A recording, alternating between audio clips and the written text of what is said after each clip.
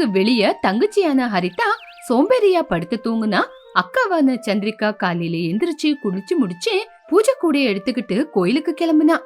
ஹரிதா, எந்திரி, காலையில 9 மணி ஆச்சு. அக்கா, நான் எந்திரிச்சு என்ன பண்றது?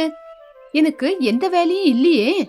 இப்ப எந்திரிச்சு என்ன பண்ண போறேன்? அதுக்குதானே இப்படி படுத்து தூங்குறேன். அதுக்குன்னு காலையில 9 மணி வரைக்கும் படுத்து தூங்குனா வேலை உன்னை தேடி வருமா?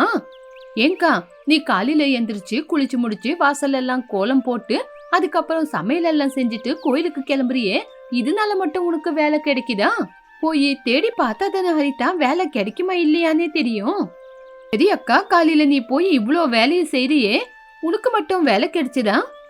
இல்லையே. இப்போ நீயும் சும்மாதான் இருக்க, நானும் சும்மாதான் இருக்கேன்.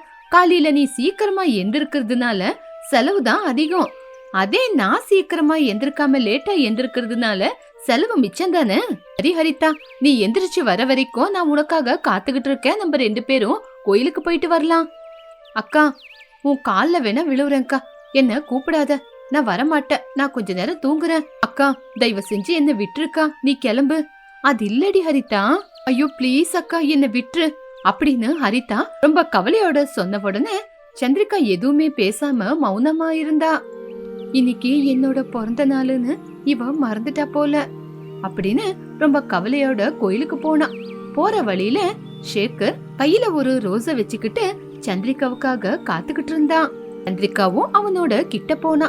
அவன் சந்திரிகா கிட்ட வந்த உடனே happy birthday Chandrika. Thank you Sekar அப்படின்னு சேகர் ரோஸ கொடுத்த உடனே சந்திரிகாவும் ரோஸ வாங்கிக்கிட்டா. இது எல்லாமே சேகரோட அம்மா தூரத்துல இருந்து பாத்துக்கிட்டு நின்னுகிட்டு இருந்தா. ரொம்பவே கோவப்பட்டா. வரதட்சணை ஒண்ணும் கொடுக்காம என் வீட்டு மருமகளா வரணும்னு இவ யோசிச்சுக்கிட்டு இருக்கா போல. அத ஒரு நாளும் நடக்க விட மாட்டேன் அப்படின்னு கோவமா கிளம்பி போயிட்டா. அதுக்கப்புறம் சந்திரிகா கோயிலுக்கு போய் பூஜை பண்ணிக்கிட்டு கோயில்லயே உக்காந்து கவலைப்பட்டுக்கிட்டு இருந்தா. புரோகிதரு, அம்மா சந்திரிகா, பூஜை முடிஞ்சதுக்கு அப்புறம் பிரசாதம் வாங்காம நீ அப்படியே வந்துட்ட.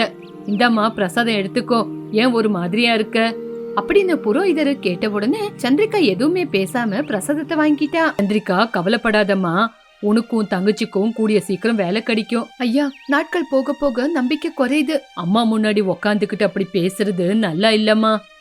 அந்த அம்மாவே என்கிட்ட பேசுறது இல்லையே. அம்மா பேசியிருந்தா இன்னைக்கு நான் நல்லா இருந்திருப்பேனே. அம்மா பேசாததுனால தானே இவ்வளவு பிரச்சனையும். என்கிட்ட எப்ப பேசுவாளோ. அந்த அம்மா என் கஷ்டத்தை புரிஞ்சுக்கிறது இல்ல, என் கவலைய பத்தி யோசிக்கிறது இல்லையே. சந்திரிகா, நம்பிக்கையோட இருக்கிற அந்த தாயை பார்த்து நீ இப்படி சொல்றது எனக்கு ரொம்ப கஷ்டமா இருக்குமா. புரோகிதரே, அப்படி பேசுறதுக்கு எனக்கும் கஷ்டமா தான் இருக்கு. ஆனா என்ன பண்ண சொல்றீங்க? என்னோட பிரச்சனை குறையறதும் இல்ல, அந்த தாய் என்ன கூட்டிக்கிறதும் இல்ல. ஏமா பிறந்த நாள் அதுமா அந்த மாதிரி பேசுறேன்? தாயோட அருள் உன் மேல எப்பவுமே இருக்குமா. நீங்க சொன்னது பலிக்கணும் அப்படின்னு நானும் அந்த கடவுள்கிட்ட வேண்டிக்கிறேன். இப்படி சந்திரிகாவும் புரோகிதரும் பேசிக்கிட்டு இருக்கும் போது அங்க ஒரு சுமங்கலி வந்தாங்க. புரோகிதருக்கு அவங்கள பார்த்த உடனே அந்த தாயே நேரா வந்த மாதிரி இருந்தது. உடனே அவரு கையெடுத்து கும்பிட்டாரு. நான் சந்திரிகா அவங்கள கண்டுக்கவே இல்ல. உடனே புரோகிதரு, அம்மா, அந்த சுமங்கலியே உன் முன்னாடி வந்திருக்காங்க, அவங்க கிட்ட ஆசீர்வாதம் வாங்கிக்கோ. அதுக்கப்புறம் உனக்கு எப்பவுமே நல்லதே நடக்கும். சரிங்க புரோகிதரே அப்படின்னு அந்த சுமங்கலிய பார்த்து கையெடுத்து கும்பிட்டா. அந்த தாயோட அருள் எப்பவுமே உன் மேல இருக்கும் சந்திரிகா. நான் சொன்ன மாதிரி செய், உனக்கு நல்லதே நடக்கும். சொல்லுங்கம்மா, அந்த தாயோட அருள் என் மேல இருக்கணும்னா நான் என்ன பண்ணணும்? எனக்கு எப்போ நல்ல காலம் பிறக்க போகுது? ஒரு 9 நாளைக்கு உன் கையாலேயே பிரசாதத்தை செஞ்சு இந்த கோயிலுக்கு வர ஜனங்களுக்கு நீ பங்கிடணும். அம்மா, நான் அப்படி செஞ்சா என்னோட தலையெழுத்து மாறிடுமா? அந்த சுமங்கலி சொல்றாங்கல்லம்மா, எல்லாமே நல்லதுதான் நடக்கும் அப்படின்னு சொன்ன உடனே சந்திரிகாவும் எதுவுமே பேசாம வீட்டுக்கு வந்தா. வீட்டுக்கு வரும்போது அவளோட தங்கச்சி ஹரிதா அவளுக்காக கேக்க செஞ்சு வச்சா. அக்கா, ஹாப்பி பர்த்டே அக்கா அப்படின்னு சொன்ன உடனே சந்திரிகாவும் ரொம்பவே சந்தோஷப்பட்டா. அப்புறம் கேக் கட் பண்ணா. அக்கா தங்கச்சிங்க 2 பேரும் கேக்க சாப்பிட்டாங்க. சந்திரிகா கோயில்ல நடந்த விஷயத்த பத்தி சொன்னா. சந்திரிகாவுக்கு இது மேல அவ்வளவுதான் நம்பிக்கை இல்லனாலும் அக்கா நம்புறா. இன்னைக்கு அவளை கஷ்டப்படுத்த கூடாது அப்படின்னு யோசிச்சு, சரிக்கா அப்படியே செய் ஹரிதா சொன்னவோட சந்திரிகாவும் சரின்னு சொல்லி கோயில்ல 9 நாள் எல்லாருக்கும் பிரசாதத்தை கொடுத்தா. சந்திரிகா, உனக்கு ஒரு சந்தோஷமான வார்த்தை. நம்ம வெளியூர்ல இருக்கிற அந்த தாயோட கோயில்ல இருக்கிற புரோகிதரு நம்ம பிரசாதத்தை சாப்பிட்டு பார்த்துட்டு இதே மாதிரி பிரசாதம் உங்களோட கோயிலையும் செய்யணும் அப்படின்னு டெய்லி 10 கிலோ பிரசாதத்தை செஞ்சு கொடுக்க சொல்லி ஆர்டர் கொடுத்துருக்காங்க. அதே மாதிரி 10 கிலோ லட்டு, 10 கிலோ வடை, இது எல்லாத்தையும் கையால செஞ்சு கொடுக்கணும்னு அவரு விருப்பப்படுறாரு. அதுக்கு அட்வான்ஸ் கூட கொடுத்திருக்காரு அப்படின்னு சொல்லி புரோகிதர் சந்திரிகா கையில அட்வான்ஸ கொடுத்தாரு.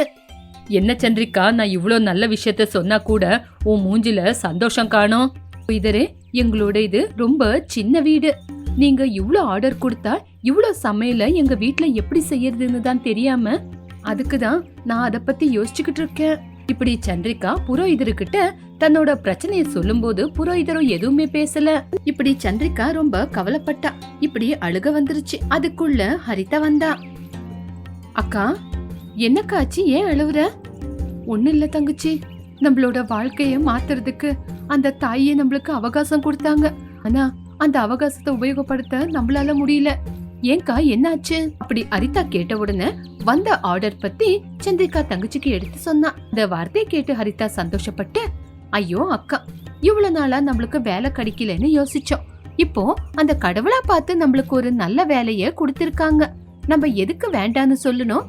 எப்படியாவது நம்ம செய்யலாம்க்கா. நம்மளுக்கு இப்போ ஒரு நல்ல வாய்ப்பு வந்திருக்குன்னு எனக்கு சந்தோஷம்தான். ஆனா நம்ம இருக்கிற இடத்துல எப்படி அந்த சமையல் செய்ய முடியும்? இவ்வளவு வகையான பிரசாதத்தை அங்க செய்யறதுக்கு எங்க இடம் இருக்கு? அந்த வீட்டுல நம்மளுக்கு தூங்குறதுக்கே இடம் இல்ல அப்படின்னு அக்கா கஷ்டப்பட்டுக்கிட்டு சொல்லும் போது புரோகிதரும் ரொம்பவே கவலைப்பட்டாரு. உடனே புரோகிதரு அந்த தாய்கிட்டே அக்கா தங்கச்சிங்களுக்கு ஒரு வாய்ப்பு கொடுங்கன்னு வேண்டிக்கிட்டாரு. அவரு அப்படி வேண்டிக்கிட்டு இருக்கும் போதே தவுக்கு ஒரு அற்புதமான யோசனை வந்தது. அக்கா, புரோகிதர்கிட்ட காசை வாங்கிக்கிட்டு நீ என் பின்னாடியே வீட்டுக்கு வா, நம்ம பிரசாதத்தை செய்யறோம்.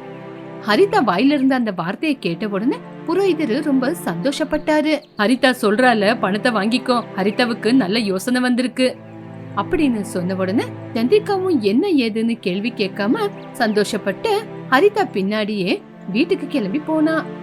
அதுக்கப்புறம் ஹரிதா சந்திரிகாவ வாசல்ல உட்கார வச்சு, அக்கா நீ கொஞ்ச நேரம் இங்கே உட்காருக்கா, நான் என்ன பண்றேன்னு மட்டும் பாத்துக்கிட்டு அப்படின்னு சொல்லி 4 கம்பத்தை கொண்டு வந்து வீட்டுக்கு முன்னாடி குழி எடுத்து அந்த கம்பத்தை நட்டு ஒரு புடவைய கொண்டு வந்து அதுக்கு சுத்தினா. அக்கா, இதுதான்க்கா நம்ம வாசல் சமையலற. நம்ம இந்த இடத்துலதான் எல்லா விதமான பிரசாதத்தையும் செய்ய போறோம். விடியறதுக்குள்ள பிரசாதம் எல்லாம் செஞ்சு வண்டிய வர சொல்லி கோயிலுக்கு கொடுத்து அனுப்பிடலாம். இப்படி ஹரிதா சொன்ன உடனே சந்திரிகா ரொம்பவே சந்தோஷப்பட்டா. வெளிய இவ்வளவு அழகான ஒரு சமையலறைய கட்டினதுனால தங்கச்சிய பாராட்டியே ஆகணும் அப்படின்னு சந்திரிகாவும் தங்கச்சிய பாராட்ட ஆரம்பிச்சா. ஹரிதா, உன்னோட ஐடியா ரொம்ப நல்லா இருக்குடி. அதே மாதிரி நம்ம வாசல் கிச்சன் கூட ரொம்ப அழகா இருக்கு. நம்ம வாசல் சமையலறையில நம்ம பிரசாதத்தை செய்ய ஆரம்பிக்கலாமா? சரிக்கா, நம்ம பிரசாதத்துக்கு தேவைப்பட்ட பொருளுங்களை போய் வாங்கிட்டு வரலாம் அப்படின்னு அக்கா தங்கச்சிங்க 2 பேரும் டவுனுக்கு போனாங்க. இப்படி விடியறதுக்குள்ள அக்கா தங்கச்சிங்க 2 பேரும் சேர்ந்து கோயிலுக்கு தேவையான எல்லா பிரசாதத்தையும் செஞ்சு முடிச்சாங்க. இது எல்லாமே தூரத்துல இருந்து சேகரோட அம்மா பாத்துக்கிட்டு இருந்தா. ஏதாவது செய்யணும்னு அவ யோசிச்சா. அம்மா, அப்படி ஏதாவது செஞ்சிடாதீங்க. அது சாமிக்காக அக்கா தங்கச்சிங்க 2 பேரும் பிரசாதத்தை செய்யறாங்க. அப்புறம் அந்த பாவத்துக்கு நீ ஆளாயிடுவேன் அப்படின்னு சேகர் சொன்ன உடனே சேகரோட அம்மா ரொம்பவே பயந்து போயிட்டா. உடனே கையெடுத்து கும்பிட்டு மன்னிப்பு கேட்டா.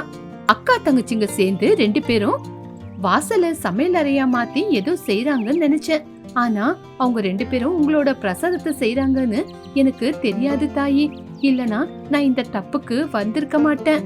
என்ன மன்னிச்சிடுங்கம்மா அப்படின்னு கடவுள்கிட்ட மன்னிப்பு கேட்டாங்க. அத பார்த்து சேகர் சந்தோஷப்பட்டான். இப்படி வண்டி வந்துருச்சு. அக்கா தங்கச்சிங்க 2 பேரும் செஞ்ச பிரசாதத்தை கோயிலுக்கு கொடுத்து அனுப்புனாங்க. இப்படி கொஞ்ச நாள்லயே அக்கா தங்கச்சி 2 பேரும் பிரசாதம் செய்ய ஃபேமஸ் ஆயிட்டாங்க. ஆர்டர் மேல ஆர்டர் வந்துகிட்டு இருந்தது. வர ஆர்டரை நல்லபடியா முடிச்சு கொடுத்து அக்கா தங்கச்சிங்க சந்தோஷமா வாழ்ந்தாங்க.